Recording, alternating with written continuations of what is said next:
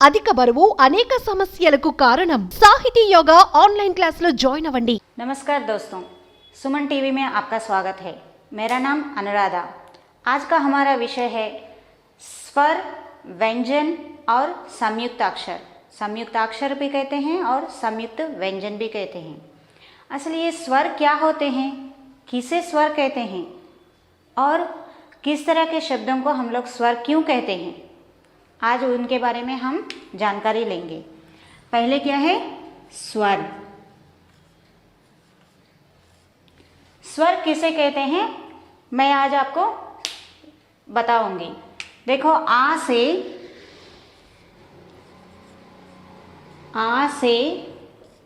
आहा, आ से आहा तक जो अक्षर होते हैं उन्हें स्वर कहते हैं। क्या कहते हैं? स्वर कहते हैं। आ से देखो मैं यहाँ लिख रही हूँ, आप लोग चाहे तो लिख सकते हो। आ, ई, उ, री, ए, आई, ओ, औ, आहा। ये जो भी शब्द है इनको स्वर कहते हैं। ये पूरे कितने होते हैं? 11 अक्षर होते हैं। पूरे ये अक्षर कितने होते हैं? 11 अक्षर होते हैं। इन 11 अक्षरों को स्वर कहते हैं। फिर इन्हें क्यों स्वर कहते हैं?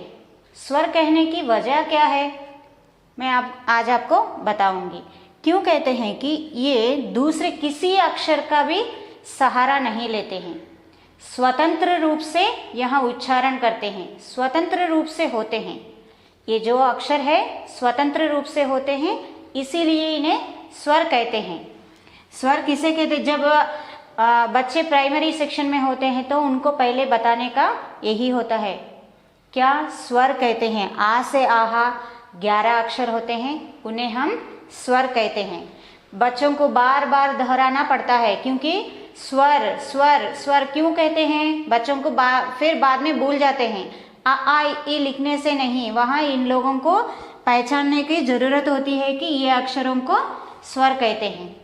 किस लिए स्वर कहते हैं वो भी बच्चों को हम बताना चाहिए, क्योंकि उनको नहीं मालूम किस लिए स्वर कहते हैं, नहीं मालूम, क्योंकि उनको बताना है कि हम लोग ये स्वतंत्र रूप से उच्चारण करते हैं, इसीलिए इन्हें स्वर कहते हैं। क्या कहते हैं? इन्हें स्वर कहते हैं। ये कितने अक्षर होते हैं? हम जब बताते हैं बच्चों को, बीच में उनको प्रश्न पूछना चाहिए, ये क्या है, कितने हैं, ये कितने अक्षर है? 11 अक्षर होते हैं। क्या कहते हैं इन 11 अक्षरों को? स्वर कहते हैं। स्वर कहाँ से कहाँ तक होते हैं? आ से आहा तक।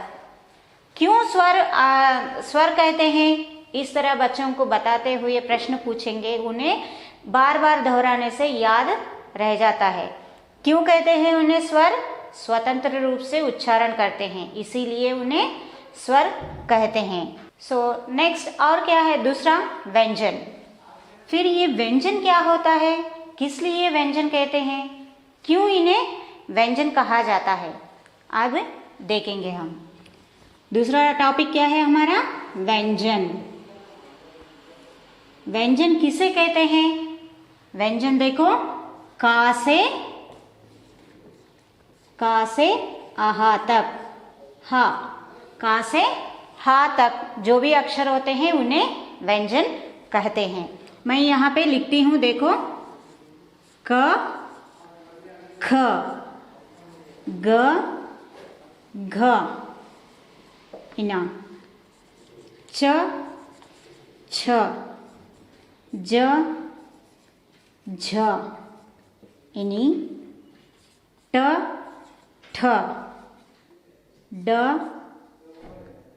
ढ, अणा, त, थ, द, ध, न, प, फ, ब,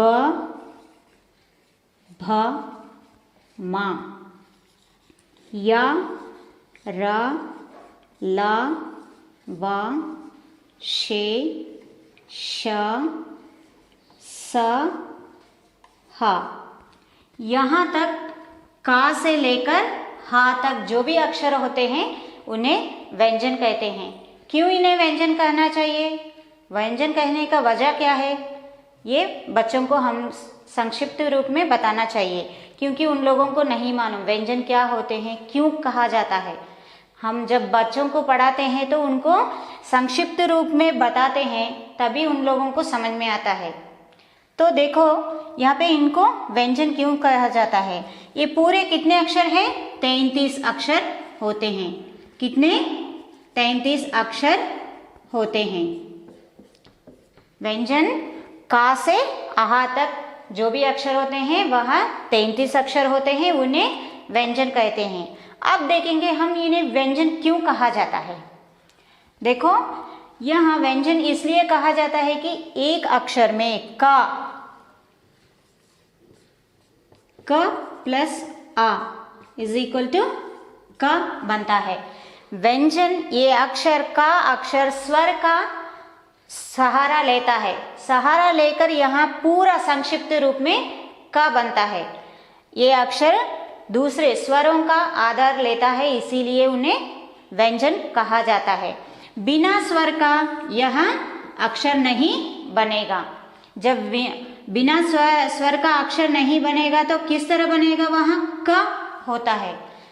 अभी आप लोग समझ सकते हैं, मैडम आप यहाँ पे ये लगाए हैं, इसे क्या कहते हैं? इसे हलंत कहते हैं। इसे क्या कहते हैं? हलंत। अक्षर के नीचे जब हलंत लगाते हैं तो उसका आधा उच्चारण होता है। क प्लस आ इज इक्वल टू का। इसे क्या कहते हैं? हलंत कहते हैं। क्योंकि अक्षरों को आधा, अभी हम लोगों को हिंदी में बहुत कम अक्षर है, इसीलिए हलंत लगाकर उसका आधा उच्चारण करते हैं, तभी वहाँ स्वर का सहारा लेकर पूरा अक्षर बनता है। का प्लस आ इज इक्वल टू का।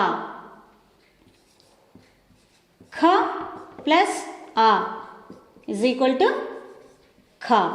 सो इस तरह व्यंजन ये पूरे अक्षर स्वरों का सहारा लेकर बनते हैं, इसीलिए उन्हें व्यंजन कहा जाता है। यह स्वतंत्र रूप नहीं है, दूसरे अक्षर का, दूसरे स्वर का सहारा ले रहे हैं, इसीलिए उन्हें हम व्यंजन कहते हैं। सो यहाँ तक ये व्यंजन है। तो अभी हम दूसरा टॉपिक में जाएंगे, संयुक्त अक्षर या संयुक्त व्यंजन। सो अभी हम व्यंजन का परिचय हो गया है, हम दूसरा टॉपिक में जाएंगे। दूसरा टॉपिक हमारा है संयुक्त अक्षर। संयुक्त अक्षर और संयुक्त व्यंजन भी कहा जाता है। चलो अब हम संयुक्त व्यंजन क्या होते हैं मैं आपको बताऊंगी। संयुक्त व्यंजन क्या है?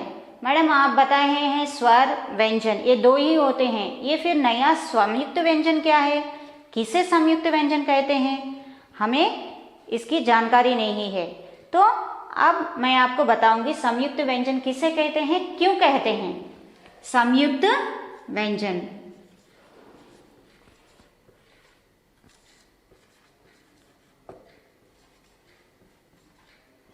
देखो बच्चों, इसे संयुक्त व्यंजन या संयुक्त अक्षर भी कहते हैं।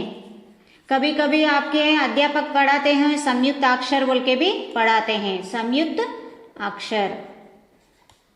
ओके, इस तरह भी इसका उच्चारण कर सकते हैं। फिर संयुक्त व्यंजन क्या होते हैं देखो, क्ष, त्र, ज्ञ एंड स्र। इन चार अक्षरों को संयुक्त व्यंजन कहते हैं। क्यों इन्हें संयुक्त व्यंजन कहना चाहिए? ये भी व्यंजन में ही आते हैं। इस तरह का आपको डाउट आ सकता है, मगर देखो यहाँ पे संयुक्त व्यंजन क्यों कहते हैं? यहाँ दो अलग अलग व्यंजनों का सहारा लेकर एक नया शब्द बनता है, इसीलिए इन्हें संयुक्त व्यंजन कहते हैं। दो अलग अलग अक्षरों को संयुक्त मिलाकर एक नया अक्षर बनता है, तो उसे ही संयुक्त व्यंजन कहते हैं। वो क्या है देखेंगे। क प्लस श इज इक्वल टू क्ष। देखो यहाँ पे दो अलग अलग व्यंजनों से नया अक्षर बना है। यहाँ एक अक्षर दूसरे अक्षर का सहारा ले रहा है, ये दो मिलकर एक नया अक्षर बना है, उसे ही संयुक्त व्यंजन कहते हैं। क प्लस श इज इक्वल टू क्ष, त प्लस र इज इक्वल टू त्र। सो अभी और एक क्या है, ज्ञ।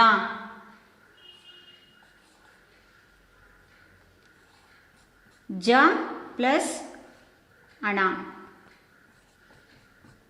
इज इक्वल टू ज्ञ। ज प्लस अण इज इक्वल टू ज्ञ। और स्र, श प्लस र इज इक्वल टू श्र। सो इस तरह संयुक्त व्यंजन अलग अलग व्यंजनों का मेल से नया अक्षर बनता है, उसे ही संयुक्त व्यंजन कहते हैं। ये पूरे कितने होते हैं, सिर्फ 4 अक्षर होते हैं। इस तरह आज हम लोग क्या सीखे हैं, स्वर। स्वर कितने होते हैं, 11। व्यंजन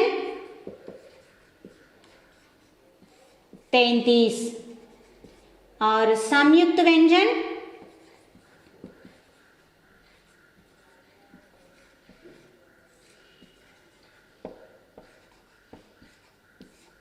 4।